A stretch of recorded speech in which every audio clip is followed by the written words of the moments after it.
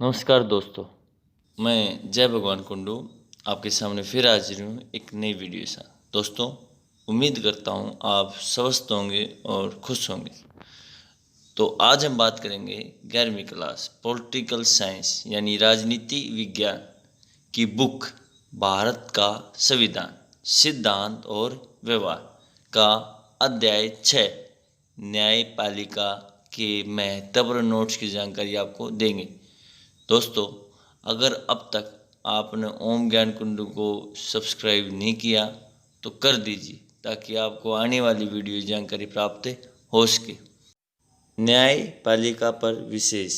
न्यायपालिका सरकार का महत्वपूर्ण तीसरा अंग है, जिसे विभिन्न व्यक्तियों या निजी संस्थानों ने आपसी विवादों को हल करने वाले पंच के रूप में देखा जाता है कि कानून की रक्षा और कानून व्यवस्था को सुनिश्चित करे। इसके लिए ज़रूरी है कि न्यायपालिका किसी भी राजनीतिक दबाव से मुक्त होकर स्वतंत्र निर्णय ले सके। देश की न्यायपालिका देश के संविधान, लोकतांत्रिक परंपरा और जनता के प्रति जवाबदेह है। न्यायपालिका किसी भी जनतंत्र या लोकतंत्र के तीन प्रमुख अंगों में से एक है। अन्य दो अंग हैं कार्यपालिका और विधानपालिका। न्यायपालिका संप्रभुता संपन्न राज्य की तरफ से कानून को सही अर्थ निकालती है एवं कानून के अनुसार न चलने वाले को सजा देती है।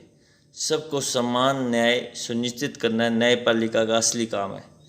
न्यायपालिका के अंतर्गत कोई एक सर्वोच्च न्यायालय या सुप्रीम कोर्ट होता है और उसके अधीन विभिन्न कोर्ट होते हैं, जैसे हाई कोर्ट, डिस्ट्रिक्ट कोर्ट आदि। इसके अलावा राज्य न्यायपालिका में तीन प्रकार की पीठें होती हैं। एकल, जिसके निर्णय को उच्च न्यायालय की डिविजनल खंडपीठ, सर्वोच्च न्यायालय में चुनौती दी जा सकती है। खंड पीठ दो या तीन जजों के मेल से बनी होती है, जिसके निर्णय केवल सुप्रीम कोर्ट में चुनौती पा सकते हैं। संवैधानिक या फुल बेंच सभी संवैधानिक व्याख्या से संबंधित वाद इस प्रकार की पीठ सुनती है और इसमें कम से कम 5 जज होते हैं। भारत के उच्चतम न्यायालय यानी सुप्रीम कोर्ट पर विशेष। भारतीय संविधान के अनुच्छेद 124 से 147 तक वर्णित नियम उच्चतम न्यायालय की संरचना और अधिकार क्षेत्रों की नींव है। उच्चतम न्यायालय सबसे उच्च अपीलीय अदालत है। भारत के उच्चतम न्यायालय का स्थापना 28 जनवरी 1950 को हुआ था और उसके बाद इसके द्वारा 24,000 से अधिक फैसले दिए जा चुके। दोस्तों, इसके साथ साथ आपको बता दें, न्यायाधीशों के वेतन और भत्ते भारतीय संविधान के अनुच्छेद 125 में कहा गया है कि उच्चतम न्यायालय के न्यायाधीश के वेतन और भत्ते दिए जाएं जो संसद यानी भारत की संचित निधि में निर्मित करे। राष्ट्रपति रामनाथ कोविंद ने 2018 में जजों के वेतन वृद्धि के बिल को मंजूरी दी थी। इसके साथ सुप्रीम कोर्ट के मुख्य न्यायाधीश का मासिक वेतन 2,80,000 और हाईकोर्ट के जजों का वेतन भी 2.25 लाख रुपये होगा। निःशुल्क आवास, मनोरंजन, स्टाफ, कार और यातायात भत्ता मिलता है।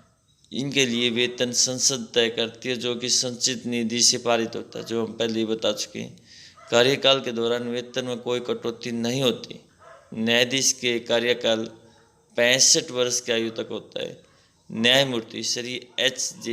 केनिया भारत के मुख्य न्यायाधीश थे और वर्तमान में जो सुप्रीम कोर्ट के मुख्य न्यायाधीश हैं शरद अरविंद बोबड़े हैं, जो 47वें नंबर के हैं। यानी अब तक सुप्रीम कोर्ट में 47 जो हैं मुख्य न्यायाधीश बन चुके हैं। भारत के महान्यायवादी पर विशेष।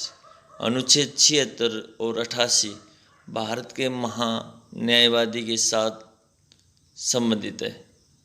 भारत के महान्यायवादी देश का सर्वोच्च कानून अधिकारी होता है। वे सभी कानूनी मामलों में सरकार की सहायता के लिए जिम्मेदार होता है। राष्ट्रपति महान्यायवादी की नियुक्ति करता है। जो व्यक्ति महान्यायवादी नियुक्त किया जाता है उसकी योग्यता सुप्रीम कोर्ट यानी सर्वोच्च न्यायालय के एक न्यायाधीश होने लायक होनी चाहिए, वे भारत का नागरिक होना चाहिए और 10 साल के लिए उच्च न्यायालय में वकील के रूप में कार्य करने का अनुभव होना चाहिए। भारत के वर्तमान महान्यायवादी के वेणुगोपाल हैं। उन्हें भारत के राष्ट्रपति प्रणब मुखर्जी जो पूर्व राष्ट्रपति थे, उनका निधन भी हो चुका है, उन्होंने उनको नियुक्त किया था। उन्होंने औपचारिक रूप से 30 जून 2017 को अपना पद ग्रहण किया और उनका कार्यकाल 3 साल का होगा और वे भारत के 15वें महान्यायवादी होंगे। भारत में एकीकृत न्यायपालिका जो है अपनाई गई है, उसमें सबसे ऊपर होता है सुप्रीम कोर्ट जो एक है और नई दिल्ली में स्थित है। उसके नीचे फिर देखा जाए तो हाई कोर्ट यानी उच्च न्यायालय, और वर्तमान में उच्च न्यायालय जो है 25 हो चुके हैं। उसके नीचे डिस्ट्रिक्ट है और उसके नीचे फिर अलग अलग नाम से जाने जाते हैं, फिर ग्राम पंचायत होती है। अगर वैसे देखें तो सर्वोच्च न्यायालय, उच्च न्यायालय, जिला न्यायालय और लोक अदालत। इसकी अब विस्तार से बताएं। भारत के सर्वोच्च न्यायालय का क्षेत्राधिकार मौलिक, अपीली और सलाहकारी। मौलिक में संघ और राज्यों के विभिन्न राज्यों के आपसी विवादों का निपटारा किया जाता है। मौलिक में अपीली, दीवानी, फौजदारी और संवैधानिक सवालों में से जुड़े अधिनिष्ठ जो न्यायालय होते हैं उनके मुकदमे की अपील पर सुनवाई करना है। सलाहकारी, जनहित के मामलों तथा कानून के मसले पर राष्ट्रपति को सलाह देना। इसके अलावा सुप्रीम कोर्ट रिट भी जारी करता है। रिट मतलब आदेश होता है। व्यक्ति के मौलिक अधिकारों की रक्षा के लिए बंदी, प्रत्यक्षीकरण, परमादेश, निषेध आदेश, उत्प्रेषण लेख, अधिकार परीक्षा जारी करने का अधिकार है। सुप्रीम कोर्ट के विशेषाधिकार भी होते हैं दोस्तों। भारतीय भूभाग को किसी अदालत द्वारा पारित मामले या दिए गए फैसले पर स्पेशल लीव पिटीशन के तहत की गई अपील पर सुनवाई करने की भी शक्ति सुप्रीम कोर्ट के पास होती है। इसके बाद हम बारी बारी से करें। भारत का सर्वोच्च न्यायालय, इसके फैसले सभी अदालतों को मान्य होते हैं। ये उच्च न्यायालय के न्यायाधीशों का तबादला कर सकता है। ये किसी अदालत का मुकदमा अपने पास मंगवा सकता है। ये किसी एक उच्च न्यायालय में चल रहे मुकदमे को दूसरे उच्च न्यायालय में भिजवा सकता है। अब बात करते हैं उच्च न्यायालय यानी हाई कोर्ट की। निचली अदालतों के फैसले पर की गई अपील की सुनवाई कर सकता है। मौलिक अधिकारों को बहाल करने के लिए रिट यानी आदेश जारी कर सकता है। राज्य के क्षेत्राधिकार मानने वाले मुकदमों का निपटारा कर सकता है और अपने अधीनस्थ जो अपने से नीचे जो अदालत हैं उनके ऊपर उनका ऑब्जर्वेशन करना, उनको कंट्रोल कर सकता है। जिला अदालत जिले में दायर सुनवाई मुकदमों की सुनवाई करती है। निचली अदालत को फैसले पर की गई अपील की सुनवाई करती है। गंभीर किस्म के आपराधिक मामलों पर फैसला देती है। इसके नीचे दोस्तों अधीनस्थ छोटी छोटी जो अदालतें दो जो हैं फौजदारी और दीवानी मुकदमों पर विचार करते हैं। फौजदारी जो होता है क्रिमिनल और दीवानी संपत्ति से जुड़े होते हैं। जनहित याचिका, भारत के पूर्व न्यायाधीश PN भगवती को जनहित याचिका का जनक माना जाता है। न्यायाधीश भगवती भारत के 17वें मुख्य न्यायाधीश थे और वो जुलाई 1985 से दिसंबर 1986 तक भारत के सबसे बड़े न्यायिक पद पर रहे थे। जनहित याचिका की शुरुआत 1970 में की गई थी। इसके अलावा दोस्तों आपको और जानकारी दें, जनहित याचिका को लोकहित याचिका भी कहा जाता है। ये एक ऐसी याचिका है जिसके माध्यम से पीड़ित व्यक्ति स्वयं या अन्य कोई व्यक्ति या संस्था द्वारा पीड़ित व्यक्ति की ओर से न्यायालय के समक्ष प्रश्न उठाया जाता है। जनहित याचिका की इस प्रणाली ने भारत में पूर्व प्रचलित केवल प्रभावित व्यक्ति ही न्याय पाने के अधिकार की अपील कर सकता है को बदल दिया। अब स्वयं संज्ञान के माध्यम से भी न्यायालय द्वारा मीडिया रिपोर्ट, सोशल साइट आदि को आधार बनाकर कार्रवाई की जाती है। अब कुछ महत्वपूर्ण देखें इससे संबंधित प्रश्न। जनहित याचिका में क्या क्या परिवर्तन हुआ है। अखबारों के समाचार, डाक द्वारा प्राप्त शिकायत को भी जनहित याचिका माना जाने लगा है। जनहित याचिका में किसको सबसे ज़्यादा लाभ मिलता है, किसको लाभ मिलता है? गरीब, असहाय, असक्षम, अनपढ़ लोगों को शीघ्र न्याय दिलाने के लिए जनहित याचिका का एक महत्वपूर्ण स्थान है। एक अंक वाले अति महत्वपूर्ण प्रश्न उत्तर। भारत में कुल कितने उच्च न्यायालय यानी हाई कोर्ट हैं? उसका आंसर है 25। भारत के मुख्य न्यायाधीश का वेतन कितना है?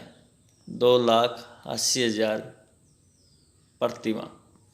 वर्तमान समय में सर्वोच्च न्यायालय में कितने न्यायाधीश हैं? 31, 30 अन्य, एक मुख्य न्यायाधीश। जनहित याचिका किस देश द्वारा अपने संविधान में शामिल की गई? इसका आंसर है दक्षिण अफ्रीका।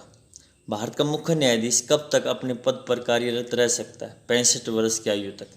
भारत के मुख्य न्यायाधीश की नियुक्ति वरिष्ठता के आधार पर जो परंपरा उसको कब तोड़ा गया? 1973 एंड 1977 में। न्यायिक पुनरावलोकन का क्या अर्थ है? इसका आंसर है न्यायपालिका द्वारा अपने द्वारा दिए गए फैसलों की पुनः जांच करना न्यायिक पुनरावलोकन कहलाता है। अति महत्वपूर्ण प्रश्न उत्तर। न्यायपालिका का अनुच्छेद 32 का प्रयोग किस प्रकार करती है? न्यायपालिका रिट, जैसे मैंने पहले बताया, आदेश जारी करके बंदी प्रत्यक्षीकरण परमादेश जारी करती है ताकि सभी को जीने का अधिकार और सूचना का अधिकार प्राप्त हो। मौलिक अधिकारों को फिर से स्थापित किया जा सकता है। अनुच्छेद 226 जारी करने का अधिकार किसका है? उच्च न्यायालय रिट जारी कर सकती है, किसी कानून की गैर संवैधानिक घोषित कर सकता है, उसे लागू होने से रोक सकता है। अगला, कौन सी दो शक्तियां सर्वोच्च न्यायालय को शक्तिशाली बना देती हैं? नंबर 1, रिट जारी करने की शक्ति, रिट मतलब आदेश। नंबर 2, न्यायिक पुनरावलोकन की शक्ति। अगला क्वेश्चन है, कानून के शासन का क्या अर्थ है? इसका आंसर है गरीब, अमीर, पुरुष, महिला, अगड़ी यानी ऊंची जाति या पिछड़ी जाति, सभी वर्गों के लोगों पर एक समान कानून लागू होना कानून का शासन कहलाता है। तो ये जो दोस्तों बहुत ही इम्पोर्टेंट है, इनको अच्छी तरह करना और इसी में से ही आपके जो है एग्ज़ाम में क्वेश्चन आएंगे। इसके अलावा न्यायिक पुनरावलोकन और रिट में क्या अंतर है? न्यायपालिका विधायिका द्वारा पारित कानून और संविधान की व्याख्या कर सकती है। रिट मौलिक अधिकारों रक्षा के लिए सर्वोच्च न्यायालय, उच्च न्यायालय जो आदेश जारी करता है उसे रिट कहते हैं। सुप्रीम कोर्ट के न्यायाधीशों को पद से हटाने की प्रक्रिया वर्णन करो। महाभियोग द्वारा। भारत में अब तक सुप्रीम कोर्ट के मुख्य न्यायाधीश जो 45वें नंबर के थे, दीपक मिश्रा, उसके ऊपर महाभियोग लगा था लेकिन उसको हटाया नहीं जा सका। नंबर 2, योग्यता का आरोप लगने पर। नंबर 3, विशेष बहुमत से प्रस्ताव पारित। और नंबर 4, दोनों सदनों में बहुमत के बाद ही सुप्रीम कोर्ट के जो न्यायाधीश हैं या मुख्य न्यायाधीश हैं उनको पद से हटाया जा सकता है। सामूहिकता के सिद्धांत का क्या अर्थ है? सर्वोच्च न्यायालय व उच्च न्यायालय के न्यायाधीश की नियुक्ति भारत के मुख्य न्यायाधीश की सलाह पर। नंबर 2, राष्ट्रपति के द्वारा न्यायाधीश की नियुक्ति नई व्यवस्था के माध्यम से। नंबर 3, नई व्यवस्था में भारत के मुख्य न्यायाधीश और 4 अन्य वरिष्ठ न्यायाधीशों की सलाह से कुछ नाम प्रस्तावित राष्ट्रपति द्वारा नियुक्ति को सामूहिकता का सिद्धांत कहा गया। इसके साथ साथ आपको और कुछ जानकारी दें दोस्तों, जनहित याचिका को न्यायपालिका के लिए नकारात्मक पहलू क्यों माना जाता है? नंबर 1, न्यायपालिका पर काम का बोझ बढ़ गया। नंबर 2, विधानपालिका के कार्यों का न्यायपालिका के द्वारा किया जाना। नंबर 3, न्यायपालिका के पास समय का अभाव। नंबर 4, न्यायाधीशों की कमी भी। इसके अलावा आज के लिए इतना ही। दोस्तों, ये वीडियो आपको कैसी लगी अपना फीडबैक ज़रूर दें। किसी भी प्रकार का क्वेश्चन या डाउट है तो वो भी आप कमेंट बॉक्स में लिख दीजिए। पूरी वीडियो देखने के लिए आपका बहुत बहुत धन्यवाद। दोस्तों, आप सभी को नमस्कार, प्रणाम, जय हिंद, जय भारत।